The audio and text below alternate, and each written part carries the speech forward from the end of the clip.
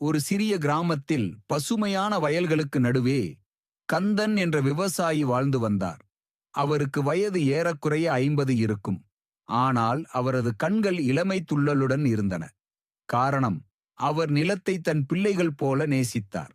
அதிகாலையில் எழுந்து தன் காளைகளை தடவி கொடுத்து வயலுக்குச் செல்வது அவரது தினசரி வழக்கம். மற்ற விவசாயிகள் பருவமழையை நம்பி வானத்தை அண்ணாந்து பார்க்கும்போது, கந்தன் மட்டும் தனது அறிவையும் கடின உழைப்பையும் நம்பினார். அவர் ஒவ்வொரு மண்ணின் ஈரப்பதத்தையும் உணர்ந்தறிவார். எந்த பயிர் எப்போது நட வேண்டும், எவ்வளவு நீர் பாய்ச்ச வேண்டும் என்பதையெல்லாம் அவர் உள்ளுணர்வால் அறிவார். ஒரு வருடம் ஊரெங்கும் மழை பொய்த்துப் போனது. ஆற்று நீர் வற்றியது. மற்ற விவசாயிகள் கவலை தோய்ந்த முகத்துடன் இருந்தனர்.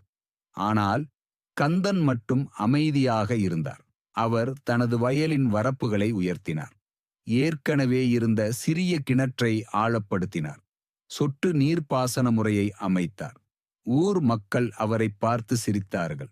என்ன கந்தா, இந்த சொற்ப தண்ணீரை வைத்து என்ன செய்துவிடப் போகிறாய் என்று ஏளனம் செய்தனர். ஆனால் கந்தன் புன்னகைத்தார். நாட்கள் நகர்ந்தன. மற்றவர்களின் பயிர்கள் கருகின. ஆனால் கந்தனின் வயல் மட்டும் பசுமையாக இருந்தது. சொட்டு நீர்ப்பாசனம் ஒவ்வொரு செடிக்கும் தேவையான நீரை மட்டும் அளித்தது. அவரது கிணற்றில் இருந்த நீரை அவர் மிக கவனமாக பயன்படுத்தினார். அறுவடை காலம் வந்தது. கந்தனின் வயலில் விளைந்த நெல்லை பார்த்து ஊரே வியந்தது.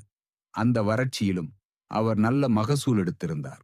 மேலும் கந்தன் ஊர் மக்களிடம், பூமி தாயை நாம் புரிந்து கொண்டால் அவள் எப்போதும் நம்மை கைவிட மாட்டாள் என்று கூறினார்.